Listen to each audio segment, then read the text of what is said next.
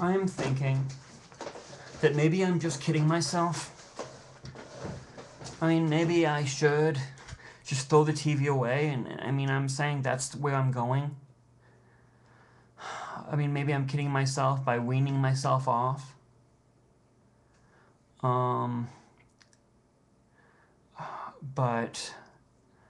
I mean, this is where I feel I'm going, and that's why I'm sharing my struggles with you. I mean, on like what is right, what can we do as Christians, what can't we do? And like I said, I'm not an arbiter of what is right and what is wrong. I mean, the Holy Book is, but I mean, and that's how can we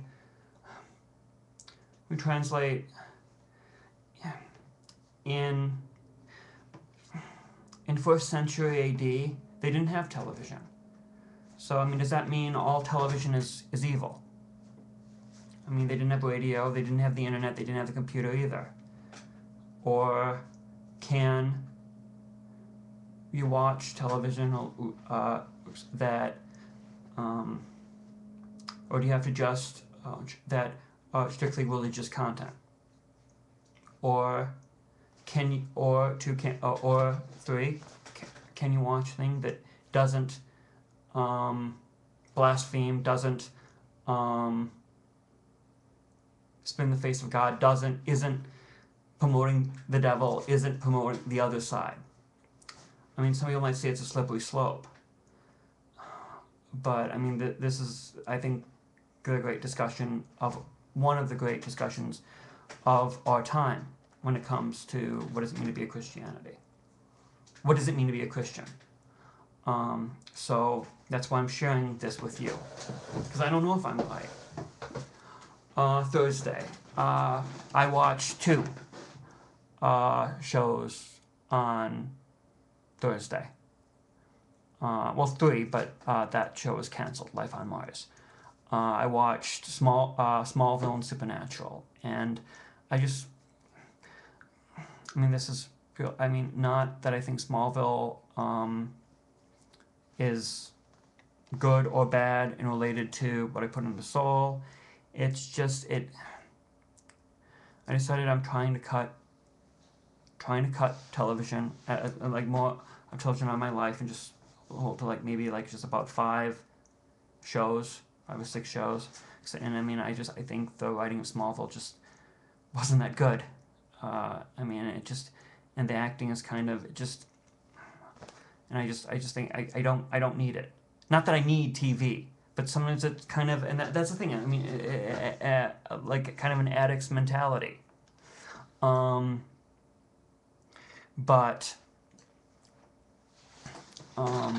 that's about in Supernatural.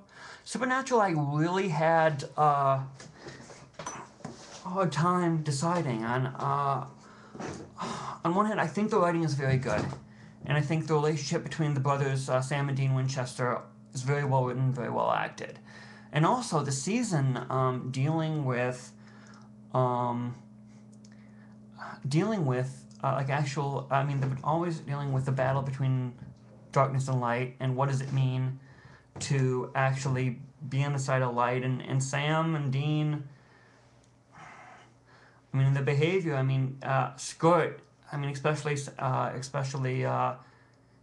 Dean with his womanizing, but on the other hand, I mean, some might say, oh, well, that is, I mean, with the demon blood, that Sam, and like to say my 2 names, so that's why I have IMDb. I mean, it's fairly, some people might say that it's a gateway show into the occult. And they had 2 characters as angels this season, and I mean, trying to stop the apocalypse, which, I mean, it does lead to a question: why would angels want to stop the apocalypse, and why want to stop the apocalypse? Because when the apocalypse happens afterwards, comes the second coming. But had some points and very interesting points that but I just realized, no, I mean, it's too violent, and it just, because of, I just thought it's better be safe than sorry. And I mean, I like I said, I thought it's a very well written show, but I just it's too iffy in my mind. It's too iffy, and so I cut it out. And in fact, I was kind of praying over whether I should stop watching that show. I want to say in February, maybe.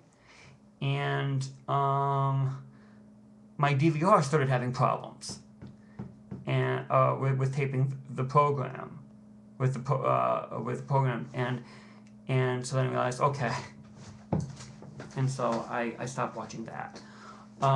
Friday, Ghost Whisperer. I mean, same thing. I mean, whether or not ghosts are real, there could be passages in the Bible, Bible passages to say that they are. Bible passages that read in another way could say that they aren't.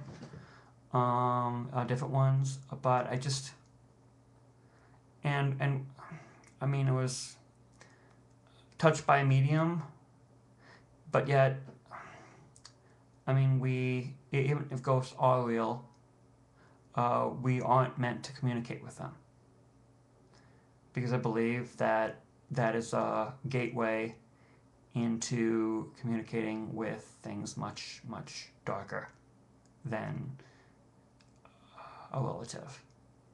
And so that was another one. While I liked Jennifer Love Hewitt, she's a great actress, and I liked the writing was good, and I mean, it made me cry at the end of the episode. I couldn't risk it, and no, Jamie Kennedy joining the cast had nothing to do with it.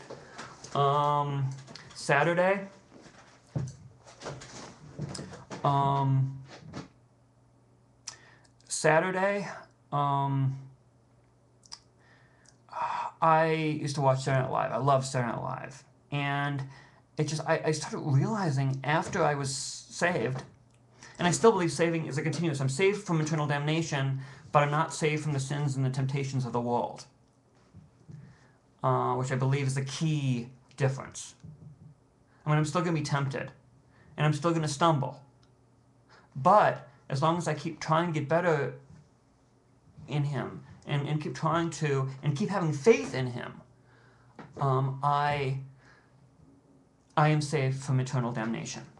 But I mean, some of the sketches that I found the most hilarious, I realize now how crude and crass they were. And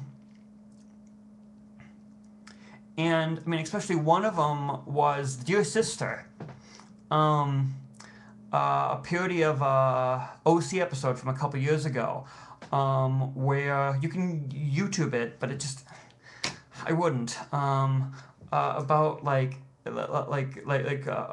someone writing a letter, and then and they keep shooting their friends, and everyone has a gun, and every time they shoot, a song stops and it's in slow motion, and then two cops come in and then read the letter, and then they shoot each other with the same music and stuff. And I just thought that was the most hilarious thing ever.